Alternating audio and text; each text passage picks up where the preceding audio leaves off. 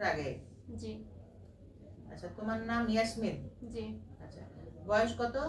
30 বছর। এখন 9 বছরের মধ্যে তুমি বিনা টিউব টেস্টে, টিউবটা খোলা আছে না বন্ধ আছে এটা না জেনে তুমি আইইউআই করেছো। কতবার আইইউআই করেছো? ম্যাম একবার করেছি। কোথায় করেছো এটা? যাই হোক, টিউব খোলা না জেনে আইইউআই করে কোনো ফলাফল হয় না, কারণ টিউবটা তো বন্ধ থাকতে পারে। তাহলে তোমার আইইউআই উদ্দেশ্য হলো তোমার স্বামীর শুক্রাণুটাকে তোমার ডিমের কাছাকাছি নিয়ে যেয়ে দেওয়া এবং ভালো শুক্রাণু বাছাই করে দেওয়া। তো এখন ভালো বা শুক্রাণু বাছাই করলো, কিন্তু তোমার টিউব খোলা না, কাজে কিভাবে তোমার ডিমের সাথে মিশবে? কাজে ওটা হয় নাই প্রেগনেন্সি। তুমি এখন ল্যাপ্রোস্কোপি করো, করে টিউব খুলে নাও।